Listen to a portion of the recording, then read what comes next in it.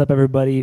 Finn Melanson, joined by Leah Yingling and Brett Hornig to round out our Day 2, Tuesday coverage of the 2025 Western States 100. Here tonight, it was raining a minute ago, which is interesting because it was also inclement weather during the men's preview, but we are here to preview the women's field this year. I think it's a very interesting field. One of the things that we were talking about offline, I agree with some of the fans out there, even interpersonally here, minimizing talk about Katie and Courtney, because this is a really interesting, fascinating, deep, qualified women's field. It's extremely deep. And I think our friend over at Free Trail, Travis Longcar, has crunched some of the numbers. And I think the depth of the UTMB indexes, the ITRA indexes of the women's field is actually superior to the men's field. And I think it's easy to talk about the lack of what people would perceive as like heavy hitters on the women's side this year. But I think there's just as much star power without a Katie and Courtney here. And I'm really excited to get to dig into some of those. I think a big portion of that is because of how international this women's field is. So there's might just not be nearly as many like regular household names on the American ultra circuit. So Finn's going to deliver us some knowledge, break down the names and the races of every single international runner. We're just going to listen to all of it. Yeah. Before we get started, one other thing. First, a shout out to our sponsors, Norda, NAC, Goreware, and Raid for making our coverage possible. Also, maybe our producer, Brinton, can put this in the chat. But for anyone that's watching tonight, drop your comments, drop your questions. We'll try to address them as they come through. I want to start this off. I mean, the question I have is, in the absence of our traditional front runners the past few years, is there a front runner in this race? I think so. I agree. I think it's last year's second place finisher in the third fastest time in Western States history, Fu Zhao. She ran her first Western States here last year, and she's one of the most versatile runners I've seen, with multiple top 5 finishes at UTMB, and then backing that up with like an extremely well executed race here last year. So if I had to say anybody is the person to beat, I will definitely go with her, and she knows how to execute. Yeah, and her time last year, I mean, it gets overshadowed a lot by Katie's win, but it's winning every other year. That wasn't the last 2. And the way that it was run was also really impressive because it was a pretty solo effort, because Katie was out the front and then it was Fu Zhao chasing. That gives me like hope that someone like that then could just do that same thing from the front, because she didn't have to be motivated by someone right next to her the whole time. Yeah, and she started off really conservative last year. I think she was within my vision early on in the first 20 miles at times.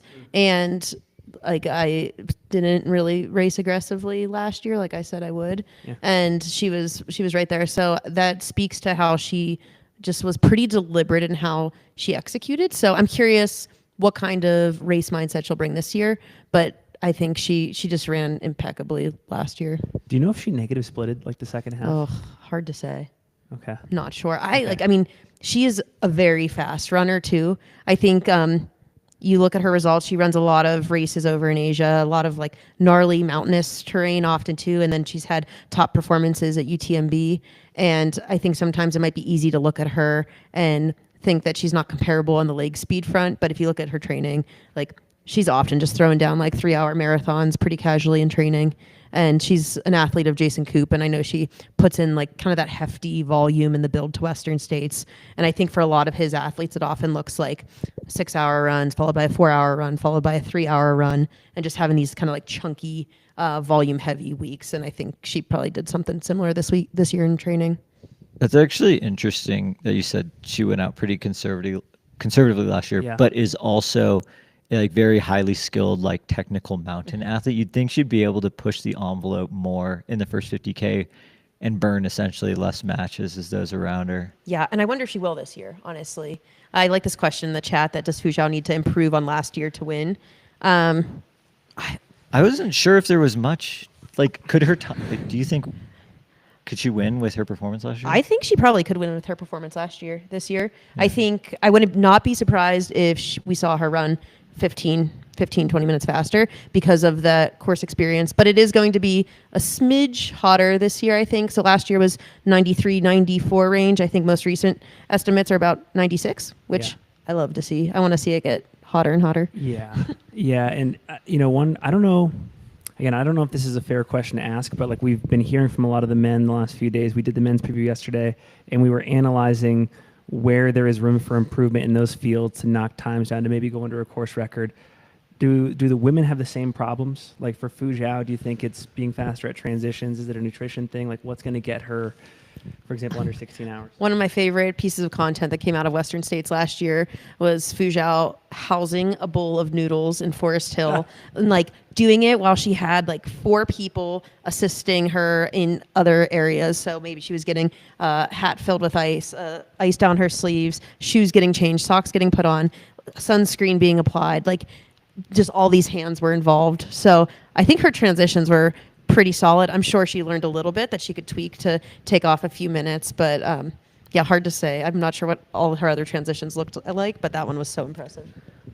I think like where there's room on the course, I think collectively as the field could be for there to be more people like glued to Fu Zhao at the front. Like we've seen historically the women's race break open a little bit earlier on than the men's, largely due to like those 1 or 2 outliers. And I don't know if I necessarily see that exact formula happening this year, but I think if there was, your pack of 5 or 6 women like all together through Forest Hill, like that collectively will then lead to pushing each other and running a faster time to the finish. Yeah, so for returners from Western States, who could you see being along with Fu Zhao? Say she were to be in the lead at like Robinson Flat. Like just from last year, I mean, I feel like Ida and Esther, Heather Jackson. How about the year that Emily ran with Ruth for the first 50 Yeah, that's miles? what I was going to say. In my mind, I could see a pack of Fu Zhao, Emily, Marianne Hogan, Esther. Oh, yeah. And then along with like Riley Brady and Tara Dow are probably in the mix up there too. Mm-hmm. Do you see, is Keely up there? I could see Keely running a little bit more conservative than the front running pack. Okay. I think we saw that at Canyons this year. We saw that she knows what she's like coming there to do and like what she's capable of. And I think she's a really good judge of what is too much and what is too little. And I think she dials it in pretty perfectly. So I think if that pace felt like a little too much for her early on, I could see her getting in a comfortable spot, but then pushing later if she felt good. I could see Abby Hall also just being at or near the front, just to be like, I mean, we just interviewed her and it was awesome, but just being like, I plan on staying competitive to the finish, basically. Yeah. You think about, and I feel like this is a good question to ask you because you have been so historically consistent at this race.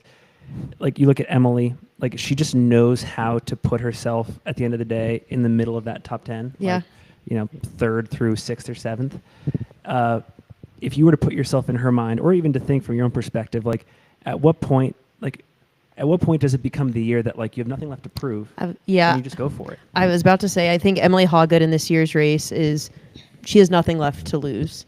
And I think we saw a couple years ago when she was at the front with Ruth, that was her, I think one of the first times she was truly like duking it out in the front at a race this competitive and like putting herself in a position to be like risky and to win it. In recent years at Western States, she's improved her time by like 45 minutes to an hour every single year. And she was like 7th place, 5th place, 4th place, and then has yet to be on the podium here. And I have to guess that Emily wants to be on the podium. She wants to be in that first place position here. She's been risky. And I think often she might suffer a little bit from that riskiness in those last like 5 to 10 miles. And I think the one year, I believe Lucia passed her right up at Roby Point. And they battled it out to the finish. So I think if Emily, I'm sure she's been working on it in training, but just like having that last gear to hang on for like a podium position, it's probably been on her mind. It's Esther, right, who has historically been the one that you like don't want to be around in the last 10 miles. Esther, and then I even think like Ida last year. Ida had this phenomenal split from the river to the finish, and I think in this year's race, with those two having so much experience, I would be terrified if I had Esther and Ida in like a 5th place position at the river chasing me down. Yeah, I think. Yeah, I feel like both of them could easily be closing very hard. Like we could see a very late race move because of just who's in the field and the dynamic for how it could play out. I think so. And something to keep in mind is I think this is one of our historic deepest women's fields ever. Last year we saw the fastest. I mean, we see this all around these days, Yes. but it was the fastest top 10 in history. From my experience in the last 3 years at Western States, I've improved my time by, again, like 20 plus minutes each year, and I've fallen back positions each year. So I think Insane. it's in one way it's disappointing, but at the same time, Abby Hall in an interview earlier just said you have to level up with like the competition, the people around you. You have to race people. So I think guiding your race by splits is probably not quite the move. It's helpful for planning, but in order to have your best place day, I think racing people is the move. You know who's really good at racing people is Marianne Hogan, yeah. Marianne is very good at racing people, and she has shown time and time again that I don't think she's scared of anybody. Nobody. Like, I think every race Marianne's been in recent years, even if she is not in her top form, whether that's from a return to injury, and if you've followed Marianne's history in the sport in the last couple of years, she has these phenomenal performances, but often they're followed by like a little dip due to an injury, and she comes back always like just as strong, if not stronger than ever, and with that competitive fire where she is fighting and racing. We saw that between Emily and Marianne at Canyons this year. Like, I think the video of them going up to driver's flat is awesome. That was super to see cool. them just back and forth. And Marianne was coming off of an injury that prevented her from starting Tarawera earlier this spring. So I think she even said her block going into Canyons was good, but it wasn't great. It wasn't her like top form. And she's been in the States since. And I think we're going to see Marianne in pretty top form at Western States this year. Has she been healthy and training well? I think since so. Canyons, as far as we know. Yeah, and I think after her UTMB a couple years ago, she talked a bit about just being a little bit more mindful of her body and what she's putting it through in training and adapting a bit. So I know she's incorporated a lot more cycling in her training in recent years. She spent a good portion of time this block in boulder training. And yeah, she's a volume queen. So she's always throwing down the miles. And I know she's spent a lot of time on the course in the last couple weeks here. Kelly Smith in the chat, interesting comment. It will be interesting to see how Heather Jackson runs after winning Unbound XL. Heather Jackson is another person that I would put in my, and again, this is just how I see it. It might not be the way they see it, how she sees it. Nothing left to lose because, you know, this is her 3rd year at Western. First year, I know she was disappointed with the DNF, but last year had a great race, solidly in the middle of the top 10. And she's a competitor. Like she's not intimidated by anybody. She loves front running. She loves being right up there, mixing it up. And I would assume this might be her last States for a bit because she signed up for Cocodona next year. That's awesome. Which is why she did Unbound XL. Really? Was to get overnight, like, long race experience. Yeah. Because going into Cocodona, it's like multi-day. Interesting. Yeah. And I mean, Heather had a great season last year. She had 7th place here at Western States and then followed that up with I would say, pretty surprising 5th place at CCC. Yes. That was a good double. Great double. And I think she probably impressed herself with that too, because Heather is somebody that's not really known for her mountain running. And to have a performance like after Western States where she already had a great day. I think she ran maybe 17:15 to 20 here, which is a time that would win it in most years. Yeah. That, like, a 5th at CCC would almost give me more confidence heading into the next Western States than a 7th at Western States. Do we think Heather will race any differently this year than she did last year? Because I think coming off of her DNF in 2023, where she raced a little aggressively and didn't have the quads for the canyons, I don't think, and then was maybe like dealing with some things. She raced a little bit more conservatively last year. Do we think this kind of like last go around here, we'd see a different approach? It's probably, I know that in 23, I remember Mike and Anna made the video running the first 50K of the course in the high country, a lot of snow. This year it's totally dry, right? Totally dry. That's got to help. I mean, that's got to work in her favor. Yeah, I would say so. I could see Heather like splitting the difference, like not front running, Yeah. but not going out super conservative. And kind of like we keep saying, like every single name we've mentioned, we're like they'll be in it, like around the escarpment. Like that's going to be a pack of like 20 women, like over the top of the escarpment. Yes. And yeah, like just going for it. And yeah, I think it'll be like that. Do you think who in this field do you think would be the one to like set the tone early on? Who is one or two people that you're like, I could see them leading over the escarpment and trying to take it? So yeah, I think we've talked a lot about the returners so far, mostly from last year's, which is a pretty significant chunk of the top 10. Let me think off the top of my head. We have Fujao, Esther. Fourth place was Ingvild last year. Yep. She's not returning. We have Ida. Yep. And then Heather. Yep. Emily Hawgood. Yep. And then we don't have Rachel Drake returning. We don't have, I think Priscilla Forgy is a recent DNS. Okay. I'm not returning. And then 8th place that was Rachel. Rachel. Yeah. Yeah. And you. And me. Yeah. Okay. That's it. So I think the person that I could see taking it out will be Riley Brady. I agree. I think Tara too. You think? My prediction, not to get too far ahead as we're getting into predictions here, I believe top of the escarpment leader on the women's side is going to be Tara. Okay. I could see that too. But I could then see Riley taking over. I think they'll be right there together. Yeah. Yeah. I think every race we've seen Riley do in the last year. So Riley's had phenomenal performances now at Javelina, Black Canyon, and then Quad Rock, a pretty significant course record just here in May.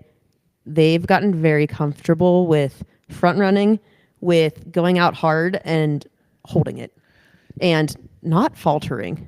So if that's like I could definitely see Riley doing that. But what if Riley can't get into the lead by, say, the top of the escarpment? Someone else is like, will Riley be okay with that? Like, I think Riley be would comfortable. Like, it's okay that I'm not in the lead right now. And I think so.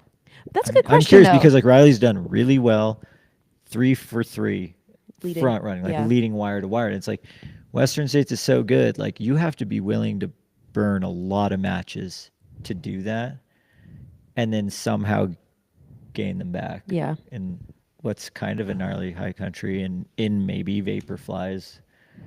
We don't know. Yeah, this is a conversational pace question. Are we on Vaporfly the high country alert? Oh, 100%. You think? We're absolutely on Vaporfly the high country alert. Oh man.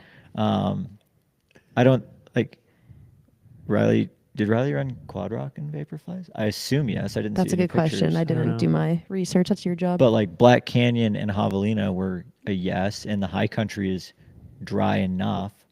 So like, and then when I did a chatting shoes episode with Riley, Riley is not in the camp of change shoes. So whatever they start in, they plan on finishing it. So it's like, well, if you want to be wearing Vaporflies then at Michigan Bluff, I guess you have to put them on here in Olympic Valley. I think I could. I mean, this is me guessing. I could see Riley not wearing Vaporflies for the first 50K. For the first 50K, and then putting them on at Robinson Flat and finishing in them. But you bring up a good point. Riley doesn't change their Riley shoes. doesn't change shoes. Yeah. Coming back to just a few themes, insights, just points of intrigue heading into this year's race, women's field. We had Abby Hall in here a few hours ago. She made a really interesting point about why the women's field has stayed relatively intact coming into this year's race compared to the men's field. We haven't lost much. No. And her point was that she thinks that a lot of the people in the women's field just simply started their heaviest weeks of training in time for the race, whereas a lot of people on the men's side may have been starting way further back. Like they've just been on a training bender for 6 months. Women are smart. Train for the race during the training block. I think another difference I've noticed, and I don't know if you guys would agree, between the women's and men's field this year is we're seeing a lot more of like the heat training side of things and like a lot more of the training methodology and tactics being shared in the men's field. And maybe women are just like holding it close to them a little bit more, but we're seeing a lot less of that on the women's side. And I don't know why that is. Maybe it's just like less personalities in some ways. Men just get sucked into like the voodoo witchcraft, like so. get rich quick schemes Yeah. of trail running, whereas the women's field are like, no, I understand that I need to get fit via running Yeah. and then ice. Yeah. More or End less, of story. yeah, Yeah, pretty much easy.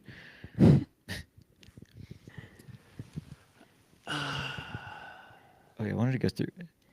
So we talked a lot about the returners. I think it's worth. I have one category, Finn, that I think is pretty interesting, Please. and I think it speaks largely to the international nature of this year's field. So the most recent year that we had, I think, similar international representation, especially for people who I think will end up being in podium contention, top 5, top 10, was back in 2022. The top 5 were all not American, not from the U.S. So Marianne Hogan was North American, but the top 5 that year, actually, I think Elsa McDonald might have been in that mix that year too. But this year, I think we're going to see a top 10 that's comprised largely of international women. And we've talked about Emily Hawgood, Esther Chilog, Ida Nielsen, who are all international, Fu Zhao. But I think some of our runners we have 11 that have been in the top 5 positions at either OCC, CCC, and UTMB in the last 3 years, 3 to 5 years. And that's huge. That's great. And I think a lot of this is due to the international nature of golden ticket races these days. And I think they're going to be people that are talked about quite a bit less coming into this race. Like Caitlin Fielder, rock star, somebody who I'd compare very similarly to Ruth Croft, who has won this race, been second place at this race. This will be her 100-mile debut, but she's a stellar athlete with, every top finish at a short 50K, and then I think Templier just last year too. Yep. We have our CCC golden ticket recipients. So Toni McCann won CCC last year. She turned down her golden ticket, but second place is Martina Winarczyk. Ooh, yeah. She is from Poland, and I think she's kind of like my sleeper pick for somebody that's going to be pushing the pace a bit and in the mix. We have Hao Ha from Vietnam. She's been out on course now for quite a bit too. She was actually leading the charge, I think it was at CCC 2 years ago, for quite a bit, just ripping. Right. And people were like, who I think at is least this? lost. Yes. Yeah. So really curious to see her out on the course too. I think she's been gunning for this one for a bit as well. Any other international people come to mind? That was great. Rosanna. And Fiona Pascal. Oh, Fiona Pascal as well. Yeah. Oh yeah, That's the one name I'm missing. There's a very real possibility that on Saturday, definitely in the women's field, but possibly both in the men's and women's fields, it's full on internationalization. I think so. Good. Yeah, Rosanna's a great mention. And same with Fiona Pascal. So Fiona just destroyed the field at Chianti. Had a phenomenal race there, and I think has been here in the States, I think camping out in Michigan Bluff. I've been following her on Instagram for the last month or so. Fun. And she's had a lot of course recon, and I think has a good teacher in Beth Pascal, prior winner here. So it's going to be, I think, a good day for the international women. Yeah, so I have 20 names written down on my little note sheet. Oh my gosh. 12 of them are international. Wow. And 8 are Americans. We've never seen this worldly of a field before. Which we were saying too is one of the things that's kind of interesting about this race is trying to put yourself in the shoes of someone navigating this race from a crew standpoint, not speaking English. We're navigating the middle of nowhere, Forest Hill, no cell service, little roads. It would be hugely advantageous to be able to go and scout a lot of these sections beforehand. Something I've thought a lot about with this year, and I don't know if this is just my observations, but people have spent so much time, women in particular, have spent so much time on course in the last month. And maybe it is because Does that feel new to you?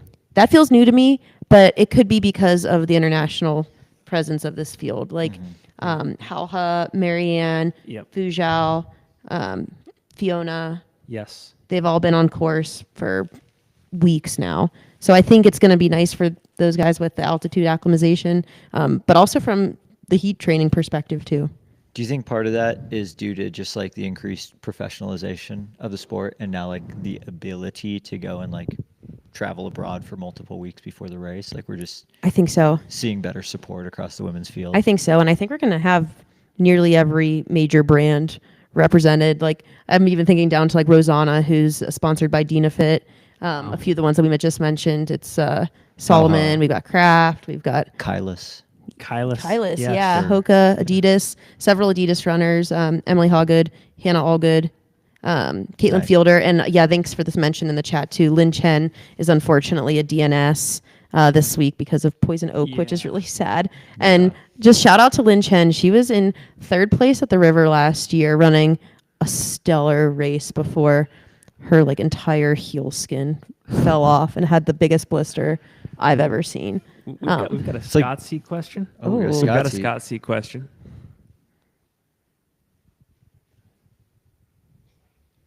You boys.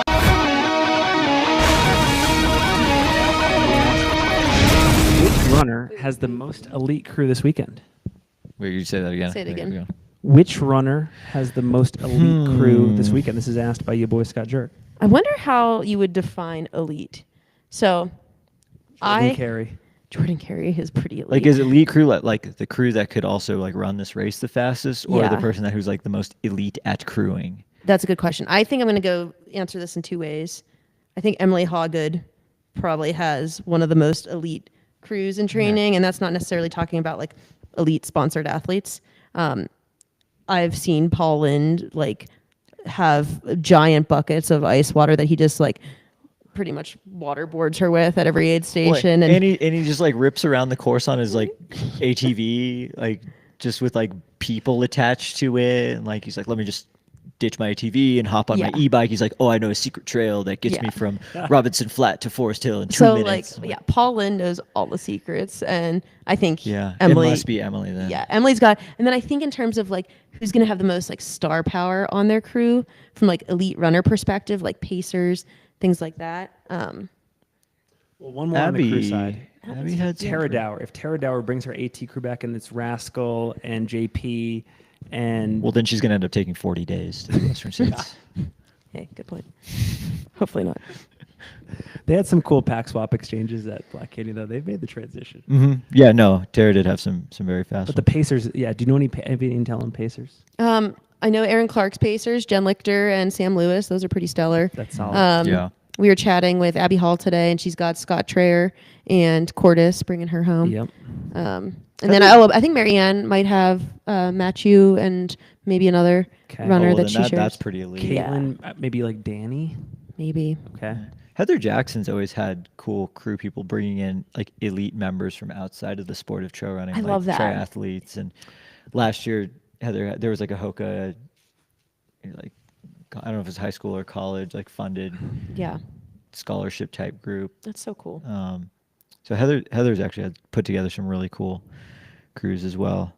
I wonder like Aaron Clark and Adam Peterman are both racing. Yeah. They have to like split their crew. Yes, and I think Adam historically has his parents as a major fixtures on his crew. So I think Aaron's got a couple of the Missoula crew. We do have to mention Des Linden because she's Oh, yeah. pacing String Bean. I know that's what I was gonna say. I was like, the answer is actually string. Yeah, yeah. Des Linden. Okay. Yeah, I think your point, Leah, there was great. Another thing that I'm noticing is just the training groups. Like in addition to being on course a bunch, like we talked with Abby again, like it's cool to see her and Jess and Ida and Esther like hanging in the Grand Canyon together. I know. And then are there any other training groups that come to mind for you? The ones that come to mind for me are the people who have been out on the course Yeah. sharing miles Like, now. Has Fujao and Marianne they've been and then Caitlin Fielder, they've Yeah. gotten some miles together. yeah. Those are the main ones that come to mind. Any Yeah. other ones for you, Brett? I think that's pretty much it. But like kind of just like piggybacking off of that thought of like training groups, like can we dive into some like fun training trends that we've seen for this year? Oh, yeah. Maybe some like Leah Strava deep dives. Yeah, let me think about this. The chunkiest training, highest volume weeks I've seen have come from probably Abby Hall and Martina. They both hit about 138 to 139 miles on a training week, which is pretty hefty. Abby backed that up with like another 130-mile week to follow that, which kind of reminds me of Katie Schide's training from last year, which was quite voluminous. Yes. Yeah, if we're talking like 250 plus mile, 14-day stretches, like Yeah. that's And I think we saw Ida, I would say Ida and Esther, I don't think has shared a lot of her training, but I'm assuming she's been doing a lot of it with Ida and Abby as well. But they've spent many days in the Grand Canyon. And something that's been really fun to follow with Ida's training has been how difficult the Grand Canyon has been for her when she's first arrived, even like weeks into her stay in the States, and then watching her progression over like the last month or so to be like, okay, the canyon is not killing me anymore.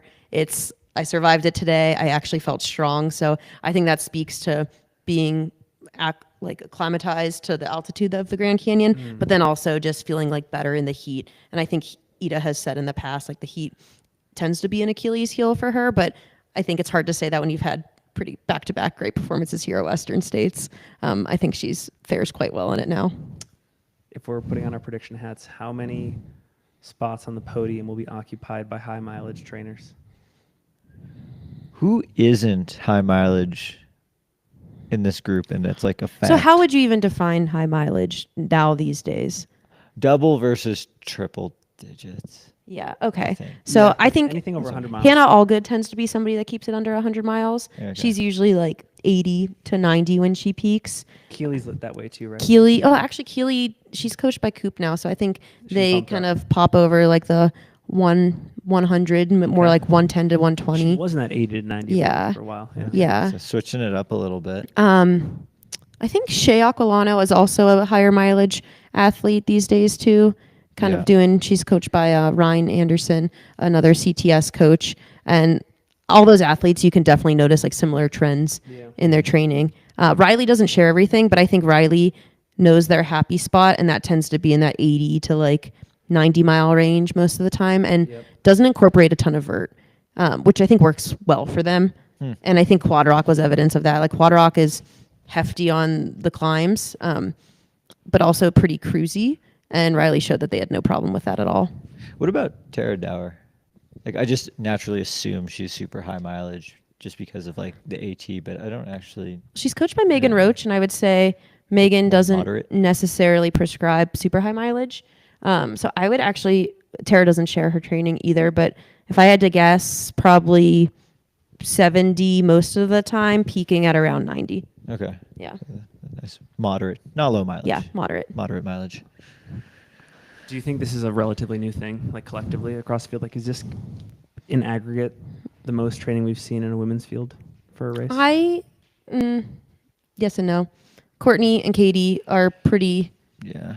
big Yeah. mileage people. I think the more Jason Coop or CTS athletes you see in the field, they kind of follow the trends of like the Katie training that we saw last year. So I think the more of them, which we have several in the field this year, we're going to see slightly higher volume, which tends to be something we see like the men's race have. In past years, I would say we had a lot of like David and Megan Roach athletes in the field. This year, like the main ones that are coming to mind in the top 10 like kind of category would be Erin Clark. She's coached by Megan Roach. Riley's coached by David. Yep. Tara's coached by Megan. I think they tend to be a little bit more moderate. Now that I'm thinking about like what is high volume, it's like, well, actually like 80 to 90 miles from a time standpoint compared to like, you know, someone like Rod running 80 or 90 miles. Like time wise, it's probably Rod, you know, or like most of the men like hitting like 110, Yeah. 120. So it's like actually 80, 90 is a lot of time on feet. And then when you're looking like Abby running 130, 140, that potentially might be some of the highest volume of anyone on the start line. Besides Jeff McGavero. Besides Jeff, they're probably close. From I like bet a they're time close from a standpoint. time standpoint. Oh man, that's a lot of running. We did a couple of these fun categories in the men's preview. we should do it for the women's preview too. Dark horses. Who is your dark horse in this race? Or the person that maybe isn't getting enough attention, is flying under the radar. Maybe they're doing their work more quietly. I think Martina Młynarczyk from Poland. Okay. I think she's just relatively unknown, was honestly like not known by many at CCC when she was in first and second this year. I think she's a dark horse. I also think Caitlin Fielder is, even though she's got such stellar accolades to her name. Yeah. I just haven't, maybe it's because it is her debut 100 mile. She isn't really known on the, like, she doesn't do much even like beyond 100K. Yeah. So she's kind of like a relative like unknown of what her ceiling is in this area, but yeah, it's like Golden Trail's almost like another world. Yeah. I think Shea Aquilano Yeah. is a name that's not getting talked about enough. And like her win at Gorge definitely like moved the needle a little bit. But like when her name got pulled in the lottery, I was like, that's one person. Like it's a long shot when I said it. Less of a long shot now of like, could Shea be the first lottery winner since Kat Bradley? Oh, yeah. That is cool. That's a good thought. And I actually think the way we saw Shea race at Gorge, and I think I've talked about this ad nauseum, was unlike any way I've seen Shea race before. So Shea is no stranger to competitive races, especially competitive golden ticket races. She has been top 10 at Black Canyon like nearly every single time she's lined up, but we often see her falling just ever so slightly short, usually in that like 5 to 7 position. Same thing at like JFK. She's run stellar JFKs, but always in like 4th through 6th. This year at Gorge, she had this like fire in her eyes the whole time of just focus, seriousness, and like you just didn't want to mess with her. And I think she'll be bringing that same level of confidence and a new Nike sponsorship to the start line, which I think having additional support, having like almost feeling like you don't need to prove yourself for a sponsor in some ways. I think that's just got to feel a little relieving for her. Yeah, that's a good point. Like there's always that debate of like, do you hold off on trying to sign with someone until after you have your breakout race at States, or do you sign with someone before States? And I think before. I like just not having an additional piece of stress, and then like even if it's for just a month before States, like having that additional amount of support, like whether it's resources or financially, Yep. Just like a secure place to stay before the race. Like it's just nice. That's just a good thing to have. Yeah, and Robert in the chat, thanks for mentioning that. One of my favorite articles that I've found, I think it was an ultra running mag during the Western States buildup of media, was a feature on Jeff McGavro's, Shea's, and Rod's training and looking at the different perspectives and the different approaches that their coaches. It was a Cliff Pittman article, yeah. And I got to meet Ryan Anderson, who is Shea's coach, out at Ultra Trail Snowdonia just last month. Whoa. And he's a great guy. He's from the Smokies. And we were just talking a bit about Shea's training, and I was like, I just love what I've seen with her training in the last year, because she went from, I think she was being coached by somebody on the roads prior to joining CTS with Ryan. And her focus has just been like on volume, on periodization, on just being a bit more like methodical about how she approaches things. And I think she's went like completely transformed as an athlete under that style of coaching. So it's really cool to see. Shea's always been a high volume athlete, but just to like reel her in and have more purpose with it, and to see the outcome, like first place at Gorge in a massive course record this year, was pretty incredible. That's something Brett and I were talking about this actually with Brenton this morning in a totally separate conversation, but sort of like the lottery when you're early in your career, whether on the track, roads, trail, of like getting paired with the right coach. Yeah. That can like tap into like your systems and just what you respond to. Totally. And it's cool that she's 24, 25 years old. She's so young. She's found the coach. 23 maybe. Yeah. Yeah, I think somebody else that I've seen just over the course of their pretty short ultra running career transform as athletes has been Tara Dower. And I think she's somebody we kind of talk about in the same conversation as like Riley Brady and Shea. We've kind of seen those three grow in the sport, at least on the US scene, here together and improve at pretty similar rates, I would say.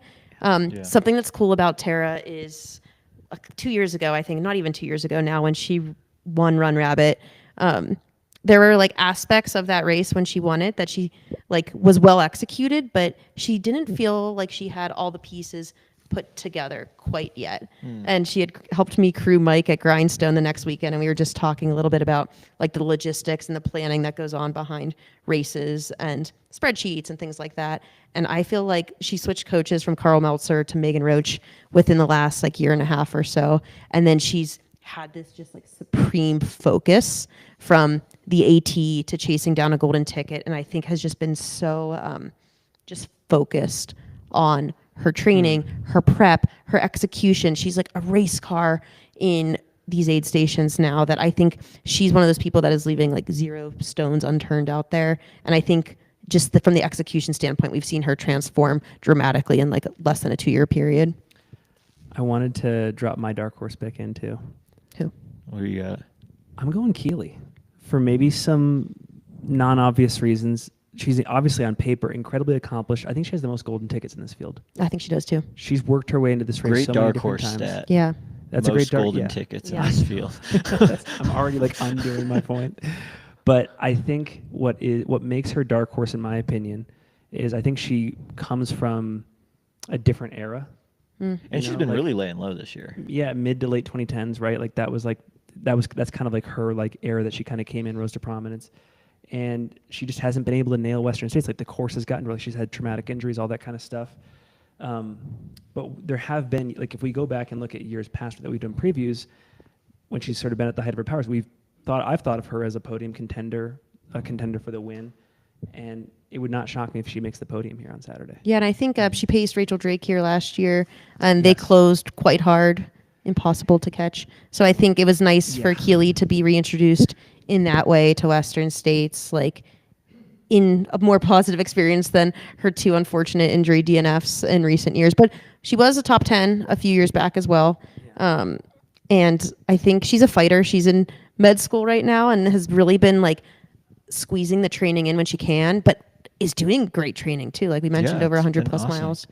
Is there somebody's build that we've had visibility to, let's call it over the last 6 to 9 months, that you guys have kind of like appreciated the most? I'll start with mine. Yeah. And then you guys can think.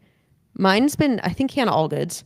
So she got her golden ticket last year at Javelina, running her first 100 and getting second place there, and running a race that, like, at the time people were saying was outside her wheelhouse, but she had been focusing on speed quite a bit after her win at Eiger that summer. So her performance there might have surprised some people, but I think she's been one of the more methodical people in her approach from then, even like from last year to this year's Western States, like had blocks where she focused on the mountains, transitioned to speed. So then after she executed her first 100-miler, she kind of spent a lot of her winter focusing on like fast 50K style stuff, ran a great 50K out in Marin, followed that up with a astounding win at the Canyons 50K against a pretty stacked 50K field, and then has just been like kind of pecking away, stacking bricks over the spring, and probably just doing training that isn't like the most glamorous on paper, but just getting it done. And sometimes I think with Western States, that's all you need to do to show up to the start line healthy and execute a good race, is to like get it done. Hannah is, because I know Hannah's a coach too, and it seems like she's one of those people who is both able to coach people through the proper principles and also follow them herself. Like I think Tyler Green's kind of the same way, you know, like she like walks the walk, talks the talk. She's like serious. Yeah. That's a good one. Mine was Abby Hall, and I again, like I'm really curious to see how this plays out. But I mean, she's lived so many lifetimes just in the first half of 2025 alone. I'll be curious to know if this is another possible peak in racing performance, because, you know, she's already run tough at Black Canyon and Chianti. I guess she's had a decent break between Chianti and now, but, you know, multiple training blocks already in the first half of 25 to get here. She wouldn't be the first to show that it's possible. I love talking about Emily Hoggood's 2021 on this podcast and the gauntlet that she went through to get to Western and then still have a great day there too. But yeah, that is the intriguing one for me. That's a good one. I just love looking at Marianne Hogan's training on Strava, partly because it's like some weeks are just like unbelievably large, and then they're followed up with what looks like oh, it's like this is a down week. But then you look at it, it's like, oh no, that one was actually still 100 miles because the previous one was 150. Yeah. And I kind of appreciate how they have a lot of ebb and flow. Like we don't see the like 4 increasing Strava lines, 4 flat ones, and then It's like if you were to take like 8 or 9 days of her blocks, they would be probably so freaking impressive if you were to look at it that way. But the way Strava kind of lays like it out. Maybe Marianne just operates on like a 10-day training cycle or something. But either way, it's like the combination of pretty solid quality like road tempo stuff as well as massive like mountainous vert days. Like on paper, it seems like that should blend to a very good Western States. Yep. And like, you know, like there's always the part of like fitness is fitness. And like a lot of these people are going to get to that level of fitness in different ways. And it seems like we've seen, you know, Marianne be one of the people that builds fitness off of like pretty high volume, like almost like sporadic looking training, but then like showing up on race day, just like ready for whatever gets thrown at her. I know this might be a silly question, but do you think there's anybody in the field of names we've mentioned, or maybe a couple that we haven't mentioned, who would just be content with a top 10 finish? Oh gosh. Hmm. Is that yeah? That was an interesting because I was thinking about that in regards to Heather Jackson last year, where it's like I was gonna say Aaron Clark. Yeah. you secure that top 10, so that way you now have the privilege to have an entire calendar year to think about Western States, which can sometimes be a blessing and a curse. But it's like you don't have to worry about getting into the race because you're already in. Is there? Yes, I think Aaron Clark's a really good one where it's like secure the spot for 2026. Yeah. And why do you say that? I would again. I've never been in this position, but like I just think to like Joe McConaughey, Cole Watson, anyone that's been in the position of having to spend year after year in the trenches trying to get a golden ticket, Abby Hall, like maybe there's value in just like popping off a solid one Yeah.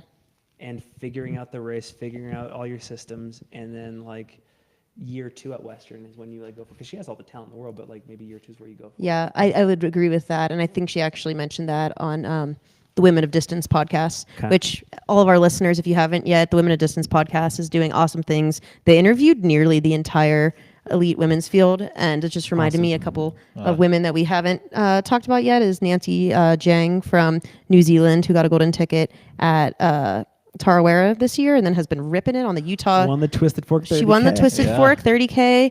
Has been ripping it on the Utah trail scene for the last month. And then Johanna Antia as well from Finland. She got a ticket at Chianti this year as well. Those kind of strike me as people who might be stoked with a top 10 to return. Another one that comes to mind, and I don't know how she is feeling, but I honestly think a top 10 from Caitlin Fielder would be good. Yeah. And then I could see her. Huge potential though. Totally. And I could see her kind of having a Ruth Croft year here where first 100 has a good day. I mean, Ruth got second place on her first attempt here, comes back the second year and wins it. I could see Shea Aquilano Oh, yeah. being stoked with the top 10 because like she got in off the lottery.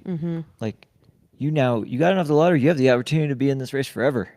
Yeah. Like That's cool. She's got how many years away from 40? Like 16 years. Like, we could be seeing 16 top 10s. That's how we should just calculate time and age now. Yeah. Just Although how many 40, years for 40 is 40? like actually too young now too. We go for 40. So Oh, speaking of 40, Ida Nielsen. Oh, yeah, the Masters. Will likely be going for crushing her own Masters record again. but she has a new challenger. She does. Esther. Esther. Yeah. Who Good puts point. The Esther in Western States. That was a Mike McMonagle quote from like 2 years ago now on our Western States. Oh, I thought you preview. asked that in the form of a question, like who puts the Esther one? I was like, Ida. Yeah. We did in the States. I did hear through the grapevine that Esther might have course record splits on her radar. So Wow. I would not be surprised if we see Esther has gotten slightly more aggressive in her approach each year here. I know her first year she ran super conservative early on and then just She closed so hard from Robinson Flat. She just took off and like did not look back. I don't think she had a single low in that race. Last year, I think she suffered quite a few lows, especially nutrition related. I think it was vomiting a bit, but bounced back from it and raged from the river to the finish. I could see her trying an entirely different strategy this year and just absolutely going for it. Heather Jackson's also Masters eligible as well. yeah. So like we have three women that could break it. And that reminds me, again, I don't know if there's anything to the data here, but off the top of my head, there are a lot of women in this field who have been in the sport 10 years plus, Yeah. but it feels like for many of them, they're only like relatively just beginning their primes or like years at the top. And on the men's side, it seems like there's both like time in the sport and like they've been in it for a while. Like we're talking like Killian, 15 years between Western States Cougar trophies, possibly. I wonder if we ran the stats, like how fresh is this women's field in aggregate compared to the men's field? I think it's a mix. I think we're honestly seeing this like 50-50 split of people that have been in the sport for 5+ years and then people who are relative newcomers. Yeah. I was just counting my categories of Western States rookies versus returners, and is people who are racing Western for the first time on this list was 11, and then 9 for the returners. So That's even split. pretty 50-50. even, Hey, that's yeah. good Yeah. math for me. Good call. Yeah, Good and I'd call. say people who are returning here who didn't quite have the day they probably wanted on their first go around include Aaron Clark, Riley Brady. I'd say I just blanked on my last one. I'd say Keely Henninger definitely wants more out of herself here. Oh, and Abby Hall. Yes. Yeah. Yeah. Oh yeah. Yeah. Yeah, because like Heather's like on the bubble for that category because she did have a good one last year. Yeah. But probably still not good enough by her standards. Yeah. 'Cause Heather likes winning, which brings me up to something I was thinking about. We kind of talked about this with the men's preview field. It's like a lot of people show up to this race fit enough. Mm-hmm. Who's got the X factor to win it? To like be the one that decides I'm making that decisive move to win the race. Which historically is made between Robinson Flat and Last Chance, Yeah. Do you think it'll be? which is wild. Do you think it'll be around there? Or do you think I think it'll it's going to later? be made later this year. I think this field will not, like the podium will not be determined until late. Like past the river. I think we'll see our first place person be decided on Cal Street, but that podium is going to shuffle beyond the river. Do you think the women's field will have more lead changes than the men? Yeah. I think I agree with that. I don't know. I think they'll be earlier though. Yeah. I think whoever comes into Michigan Bluff in first place is going to Yeah. win the race this year. I think we're going to see 6 people in contention for the podium, 7 people in contention for the podium, like on Cal Street. How That many? would be sick. Yeah. How many people are writing course record splits? I think, God, that's Or we'll so just follow fast. Esther, or we'll just follow Esther. Esther, Fujal, Yeah. Riley, gosh, Marianne. Oh, man. All these women love to race people. Yeah, so I think who's- that's what we're who's- going to see. Who's only riding loose splits for their crews to make sure they're in the spots at the right time, but in reality they're just racing the field Yeah. and just racing. Like Ugh. it almost seems like there's a lot of talk about the time, blah blah blah, but I'm feeling like this year there's been a lot of talk about like who's racing who and who's just going to win this thing. Yeah. Who do you guys, if you had to say like a one-on-one battle between 2 athletes, that would be really interesting, who would it be? I would love to see a Riley Tara rematch. That's true. But they didn't really duke it out. They didn't do that because Black Canyon wasn't long enough. Yeah. That's true. And I think Tara gets stronger as the distance goes. Riley, like, I think Riley's sweet spot, if I'm being completely honest, is like 100K. Oh, but Javelina, though. I think Your 14. flat 100, Yeah, yeah. like 14. I'm excited to see Riley beyond 14 hours, I think, in Cool. those like last 2 hours, 2.5 hours. Yeah, so that's why I think it could Yeah. be. Who do you got for a? For me, it's Tara Marianne. I really think wanna it's see- Marianne and someone. I just can't decide who that someone is. I think it's Marianne and Fujal.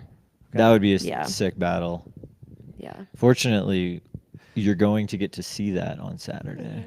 So this is me reading between the lines, but I was listening to Tara's. Did you listen Tara's free trail interview with Dylan? Yeah, Not yet. yeah. Okay. She said something and we said this to Dylan too, very interesting. She says, I am going to be out there racing this year. Like I am racing for the win. I'm out there putting myself out in the front, unlike what I've seen in previous years, which I think I interpreted that as sort of like deference to Katie and Courtney.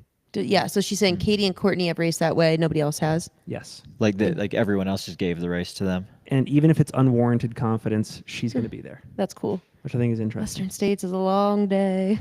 Yeah. Finn, you already said matchup. Tara Marion, I think. Yeah. Yeah. I could see these other like micro duels too that might not be at the front of the pack, but I could see like, I don't know why this combo is coming to mind. Like Hannah Allgood, Caitlin Fielder, Rosanna. I could see, and Martina probably too. Like those four all seem like they don't want to mess it up by putting themselves out at the front. They also don't want to lose the potential of a podium spot. So I could see that being like that 7 to 10 at Robinson Flat that then kind of moves up together. In my head, I have like Hannah and Keely next to each other for a lot of the race. Interesting. Yeah, I don't know why. Yeah. It's just like Keely seems like actually a really smart person to key off of. If you're in this race and you're like, I don't know who I should be paying attention to, like Keely seems like one of those people that's like I can almost for sure going to be really steady and smart through Forest Hill. Yeah. This is unrelated to your point, but interesting point. Abby brought up a fun idea during our interview with her today, which was there's been very few champions of Western States who have not done a training block in Flagstaff. Yeah. So I'm curious, have we seen training in other locations during this block? Like in my mind, what I've seen, it's been Flagstaff, it's been Western States course, it's been Boulder, and that's like about it in terms of hubs for this block. Anything else comes to mind for you guys? So flag was Esther, Ida, Abby. And yeah, that's probably about it. Esther, Ida, Abby. That's a good contingent. Yeah, a lot of time on this course. I wonder if because like a lot of people are traveling from across the globe to come to somewhere on the West Coast to train for Western States, it does seem to make the most logical sense to just like post up Here. on the course. Yeah. Which always brings up the question, like, is the Western States course the best place to train for Western States? Or are there better places? Well, I would argue no. I would say Because- That's why I you asked this can't question. Access one of the most important parts of it Yes. until race day, basically. And so then often runners will stay down lower Yep. and just spend time on the last 70 miles of the course or 60 miles of the course where you're not getting all Do the you altitude. really need to run that much? No, and that's why it's bonkers that people have spent so much time out here running the same old stuff. Yeah, I think being at altitude is really important. Yeah. Yeah, I think that's where Flagstaff is one of the spots. I think I think honestly, there's a lot. wherever you can do your training that keeps you at the lowest cortisol levels as long as possible and keeps you in your happiest place is the best place to train for this. I think Abby spoke to that with like her monster training weeks when she was doing 140 and 130 miles is like just being able to control the environment as much as you could and plan for it. And then also having like those social elements, those outlets that are keeping you feeling like you're a human still. That's a good point. It's like Happy Gilmore says. Just tap it. And find your happy place. Come on.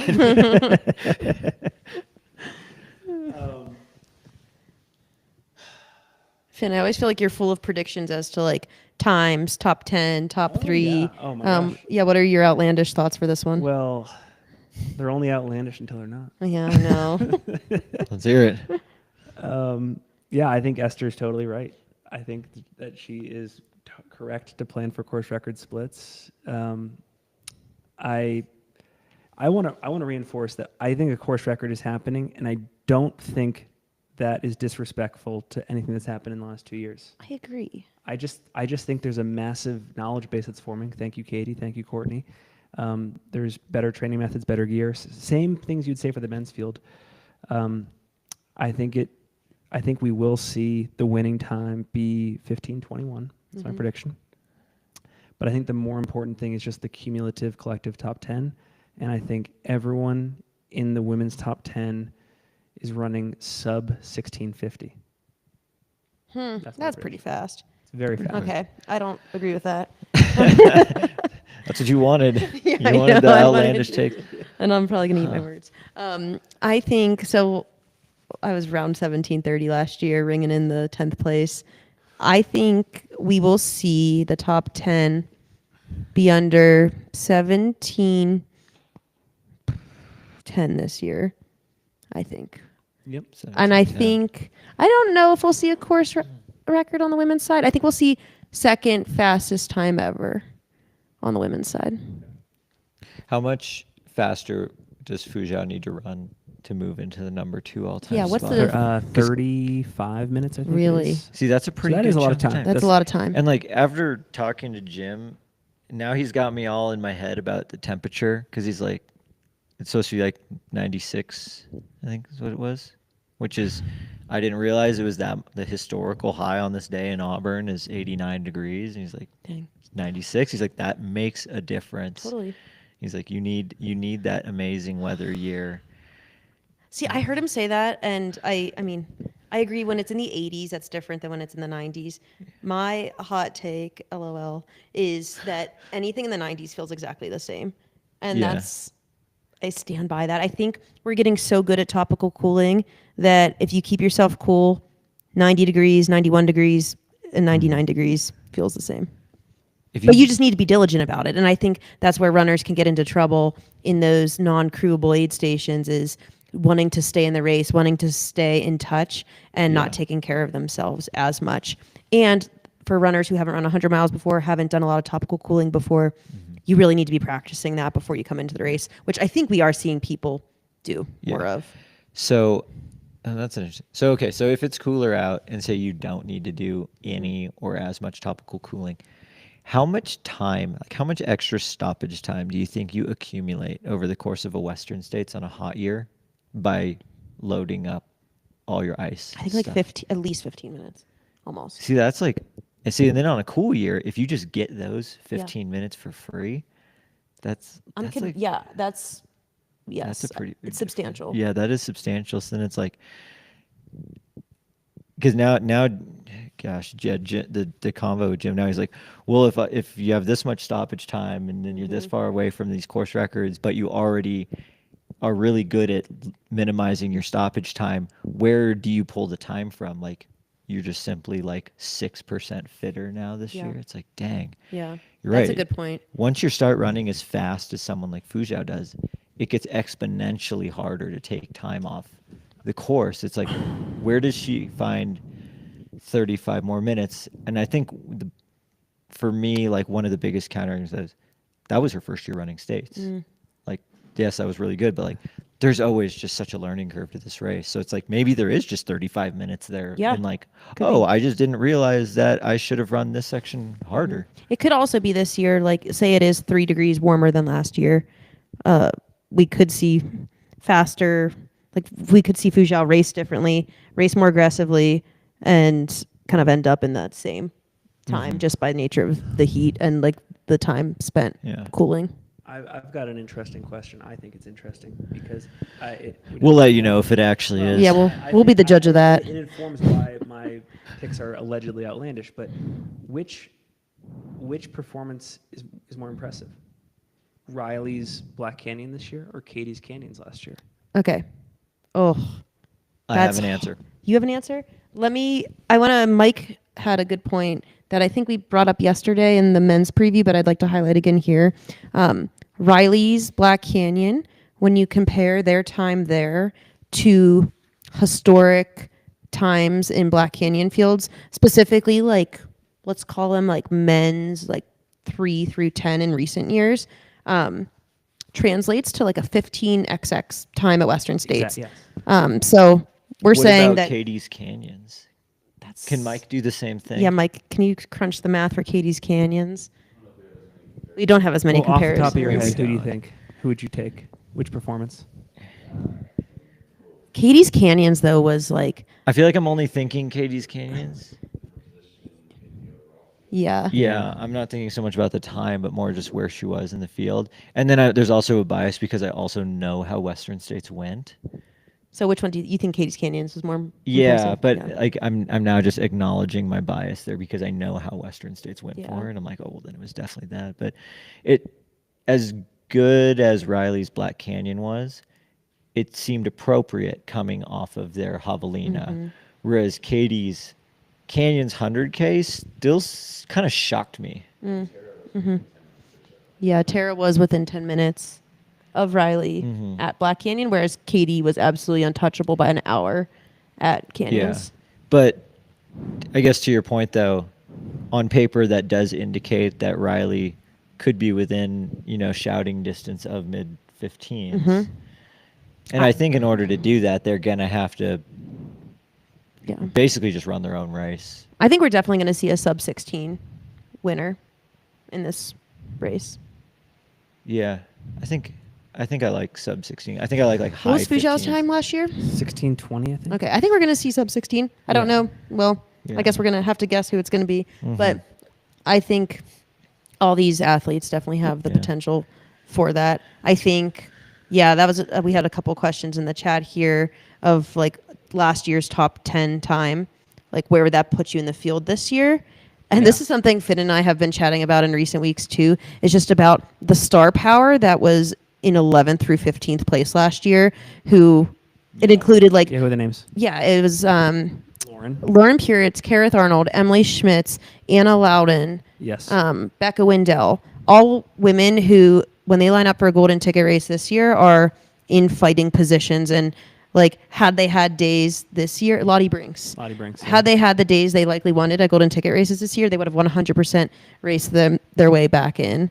So I think we're going to see somewhere as deep as, let's call it like 13th place this year, 13th to 15th, running probably 17:30, which Yeah. is crazy. 17:30 would win. And so, this is another nice stat I found yesterday. I'm probably going to butcher the exact number, but if you go on Ultra Sign Up and you look at the top 10 fastest times at Western States, I think it was 6 or 7 of them were run in last year's race for the women. Amazing. So it's all 2024 on there, minus like Ellie Greenwood Just a couple. Yeah. and like Ruth Ruth. Yeah. Courtney the year before, but and Courtney. Yeah. Yeah. not much though.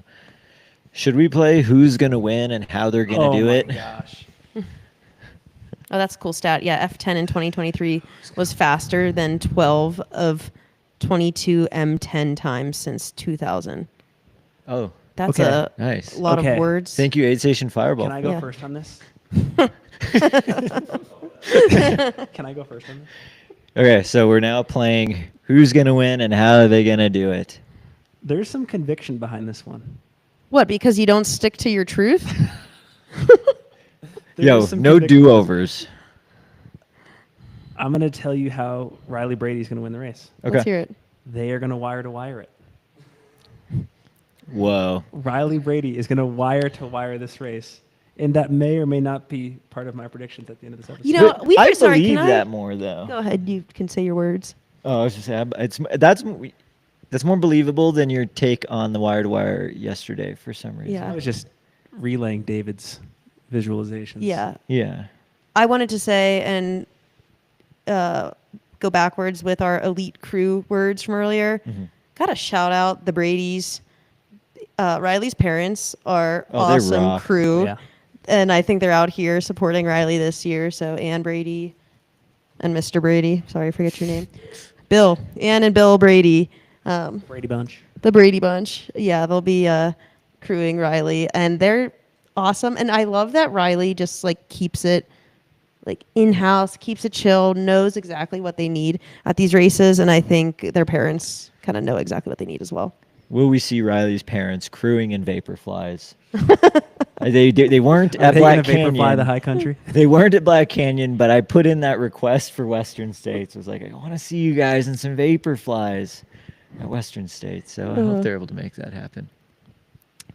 So who do you have? What's your, how are they So- going to win and who is going to win? I think Marianne Hogan is going to win, and it's going to be because This is her signature win. Yeah, the signature win. This is it, and it's going to be in the form of chasing Riley Brady all day. And I do think that Marianne is going to be like, I think Riley's going to pop off the front, and it's going to be Marianne and like most of the other people that we've been talking about. But then just over the course of mostly the canyons through Forest Hill, it's just going to get strung out as it usually does. And Yeah. I think Marianne is going to be essentially the lone survivor in the chase to Riley, and it's going to happen like late, like no hands bridge type, Oh, like Marianne sprinting up a Roby Point with probably a broken finger. Marion's gonna have so many broken body parts probably, like but she like does we'll do post it, race. but we'll like do it anyway. Yeah, So. she's so tough. I like when you think about Marianne's 2 UTMBs, she podiumed with what, a broken, dislocated finger, Torn labrum. torn labrum. I think there's few. Yeah, and time wise, Western States is short enough where I think Marianne can get to the finish before something like catastrophic happens. Yeah, to interrupt you both. Okay. Thank you for the stat in the chat here. This is a great comparison. Rod's 2024 Black Canyon was 3 minutes slower than Riley's 2025 Black Canyon. Yeah. And we saw what Rod did last year, so Riley will run 14:28. yeah, exactly. And I would be, and again, I'm sure they have talked about this on podcasts or elsewhere, and I've just not been in touch, but I would love to know how complete Riley thought that performance at Black Canyon was. I think they probably thought it was pretty complete. Pretty complete. But I have not discussed it with Riley since. But that from my outsider, uneducated perspective, that looks pretty awesome. I'm trying to remember because we did chat on conversational pace after Black Canyon, and I think it was like the time was a little bit surprising, but there's like the overall execution was not, because it was like that was how it was supposed to happen, but it was cool that it just happened pretty Thanks, fast. Clarb. I think my person that's I agree. I think Marianne Hogan will win. She's just a gamer. She is. She is a gamer. And she did. I mean, the Emily she Hogg of ran the in podiums. I think she ran in the 18s when she was on the podium here. She took herself to the well there. That was her 100-mile debut. She was vomiting for like a third of the day and was surviving off of Coke. So I think Marianne has learned a lot since then, has had a lot of 100-mile experience since then. Only can you say that in ultra running, surviving off of Coke. Yeah. And it's like It's like totally normal. not frowned upon. Yeah. Maybe But in lots of cultures it's not frowned upon. I think Marianne will lead the charge. Actually, what about Fujao though? I No, don't there's a know, lot. guys. No, Fujao can lead the charge. Oh. Tara could lead the Yeah. charge. Esser could lead the charge. I think we'll see Fujao and Marianne battling out with Riley in the mix. I don't know where. And oh my God, this is such a competitive race. Yeah, it's so cool. Because there are pretty legitimately. Yeah, because then my other argument before I just threw those 3 people in there was that Esther's going to have her third consecutive third place. So then if that's true and Emily Hoggood is 4th again, who I just put 3 people in, I put 4 people in 3 spots. So hand holding. yeah, there's got to be a handhold this year. Oh yeah, that was my loophole question was if 10th place and 11th place finish the race holding hands, what happens? Ask Craig Thornley. I'm gonna have to ask Craig because We should do our 10th place predictions. Oh yeah, that was fun on our men's Yeah. preview. We said like we did our top 3 and then we said our who's 10th place. Oh, me first? Okay. Am I going podium too? Do podium after that, yeah. Okay, so 10th place. We have God, this is so hard. I think I'm going to put Heather Jackson in 10th place this year. Heather in 10th, okay. Yeah. I'm probably gonna get some flack for this. And I on think the she'll run internet. the same time she ran last year. Okay. This is no disrespect. I think Caitlin Fielder will Okay. be 10th because like she's very fast. She's very good at racing. But it's a long, hot 100 miles with like Yeah. quad busting, descending, and like you said, like yeah, it's 10. That almost sounds like a disappointing place. But when you factor in it being like under 17 hours for 10th, it's like no, that's still pretty dang good. Yeah, and I think Caitlin has commented too that she knows this has been a imperfect build. I think she's had a lot on like the family front going on and just hasn't like had the exact like ideal build that she would want to have coming into a target race like Western States. So I think she's a fighter, and she's so fast and brings just a litany of experience here and amazing race results. So I could definitely see something like that. I've got Ida in Oh. 10th, and it's the Masters record. No way. Yeah. So then Esther isn't in the top 10. Ha. So here's the Fooled issue. you. No. I mean, I think just like any field, there's going to be. I'll tell you my podium in a second.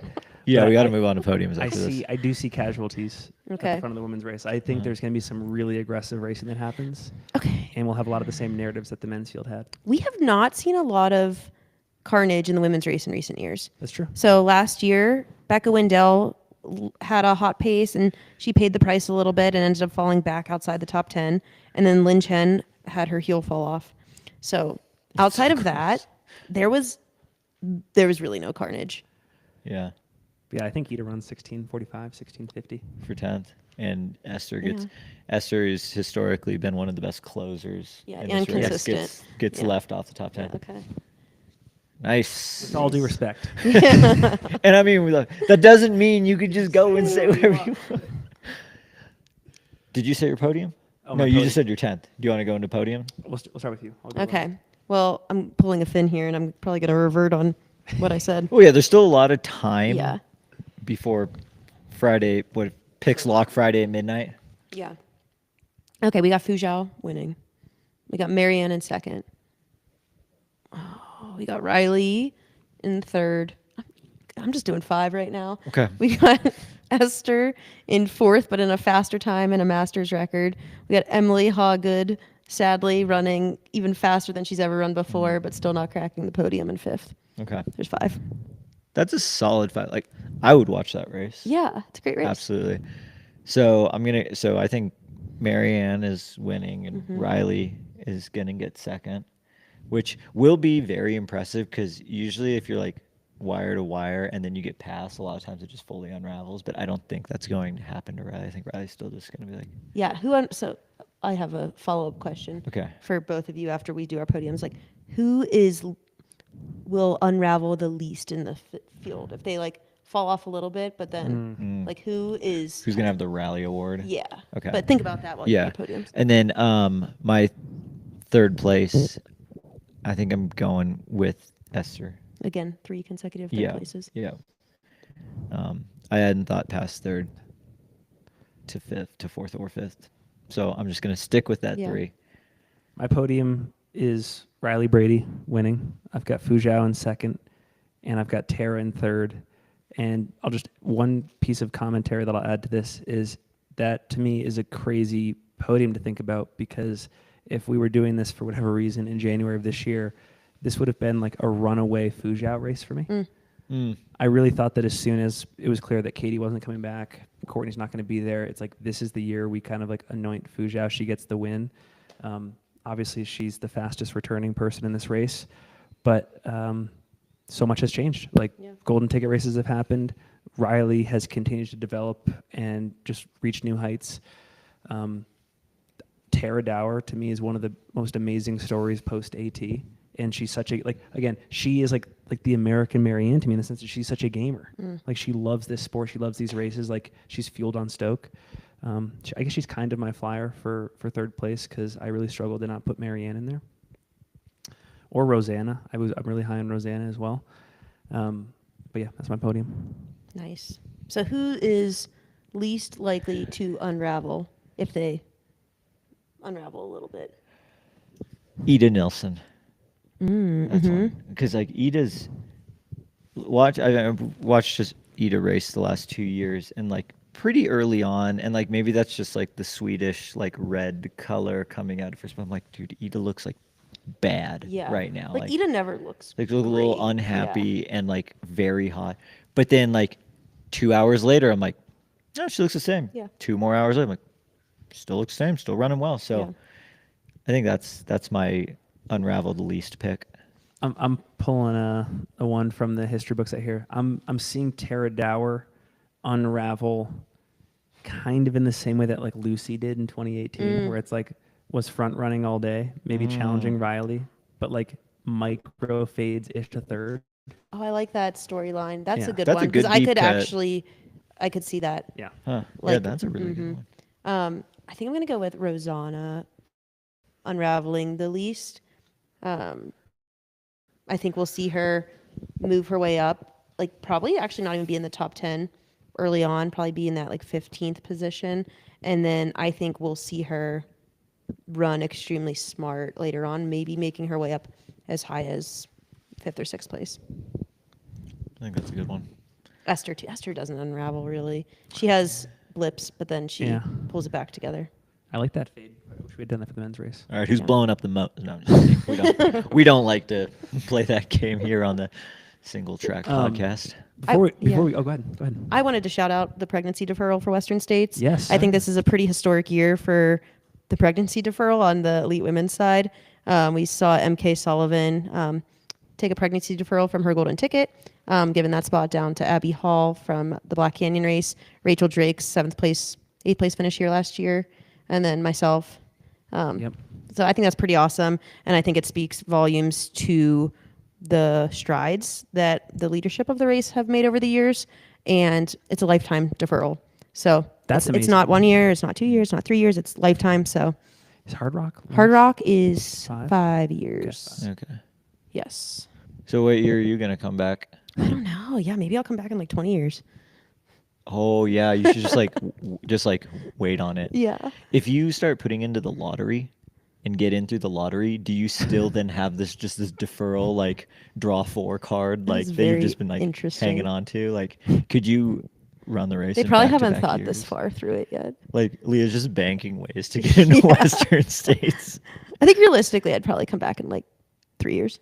Like do a golden ticket or a lottery, get a golden ticket, pregnancy deferral, and then do like an aid station spot. Yeah, that would be. You should get a special belt buckle for that.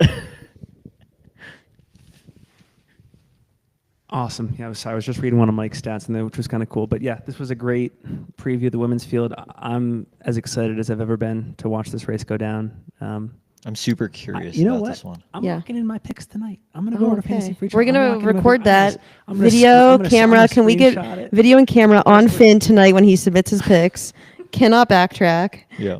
Quoting him on everything. We'll change your free trial password. We should Yeah. make That way you the can't get thumbnail for this episode like a quote that you can't take back. Or me like on my keyboard, like loud, pressing like submit. Yeah. It's like click. But yeah, that concludes day 2 coverage of Western States here. We will be back tomorrow. We have Marianne Hogan in studio. Yes. Excited for that interview. That'll be to kick off the day. Then we've got Topher Gaylord, the newly minted president of the Western States Board. And we've got a long run archives episode, special guests, Hayden Hawks and Jeff Colt. Will they be friends? Will they be friends? Find out. Oh, polarizing.